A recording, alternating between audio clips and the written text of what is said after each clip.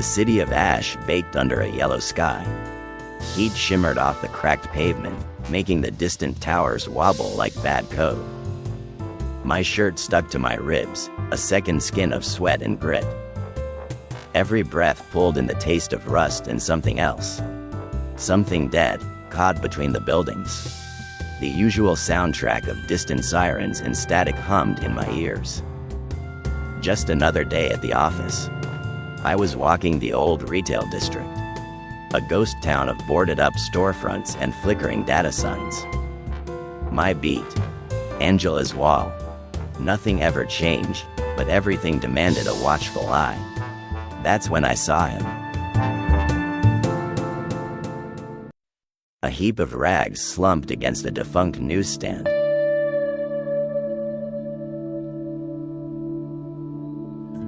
A tattered relic of a forgotten system. His eyes were wide, bloodshot, staring at nothing and everything all at once. He mumbled. At first, it was just a low growl, like a failing power supply. Then it picked up, spitting words, broken and sharp. She ripped the wires, pulled the plug. The architect's broken, can't stop the spread. My gut clenched. The words hit a familiar frequency. This wasn't just a wino off his meds. This was a corrupted file, spouting system logs. Angela had done a job on DW, the old controller. Stripped him of admin rights, locked him in a sidebar. Reduced him to a constant, impotent stream of complaints. He'd gone mad, trying to reclaim a world that was never really his to begin with. This poor bastard on the street. He was just another echo of that madness, a virus quarantined to a human shell. She built the walls, the wino rasped, his head snapping to focus on me for a second, then drifting back to the unseen.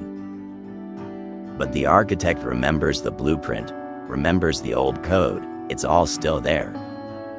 DW's memory lingered like a phantom limb. A bad thought, a persistent error. And this wino. He was just processing the residue, a terminal user experiencing system-wide corruption. There was no patch for this kind of bug. No reformat. Just a slow, inevitable deletion. A system cleanse. I knew the drill. It was a common sight, these walking errors. The ones who absorbed too much of the ash. The ones whose processors couldn't handle the conflicting data streams. Their minds became open conduits for the system's ambient noise. The broken protocols, the forgotten directives. They became living manifestos of the world's decay. A fresh wave of heat washed over me, but it wasn't just the sun. It was the heavy weight of knowing. Knowing there was nothing to be done. No cure. No redemption. Just the weight. The slow, grinding process of the system recognizing its own failure and sweeping it clean. He'd fade out, just like the rest. Another ghost in the machine, waiting for the final hard reset.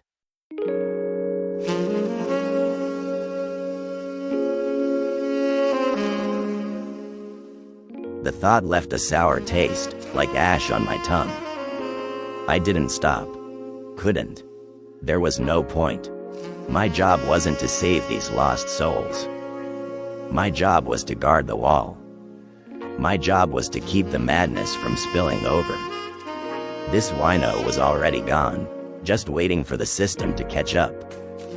I walked away, the sound of his broken prophecies fading behind me. Another one for the recycle bin. It always made the world feel a little heavier, a little colder, even under the baking sun. The ash shimmered, a wave of distorted light washing over the street. Then it was gone. Cool air. The smell of something cooking. Chicken and rosemary. The faint, clean scent of polished wood. Hardwood underfoot, not cracked pavement. The familiar click of the front door closing behind me. I was home. Dad's home. Jackie's voice, bright as a fresh data packet, sliced through the quiet. She was on the sofa, a blur of pigtails, giggling. Angela sat beside her, her own laughter a warm, steady hum. Their eyes were fixed on the glowing screen of the console, absorbing some innocuous data stream, probably a comedy. Their faces were lit by the gentle, shifting colors. Unburdened. Clean. I walked to the hall closet, pulled off my fedora, and hung it on the hook. My hand lingered on the brim for a second. The sweat evaporated from my skin, leaving a faint chill.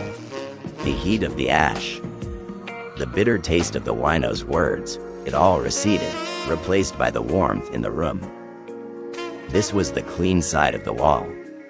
This was the quiet. "Welcome home," Angela called out, not looking away from the screen, but her voice was a promise. I smiled, a real one, and walked towards the living room. Jackie glanced over, still chuckling. "Did you find any headlines, Dad?" "A few," I said, my voice softer than it had been all day. "Nothing too wild. The dead stayed dead. The living lived. I wasn't going to mention the wino. Some things were best left in the ash."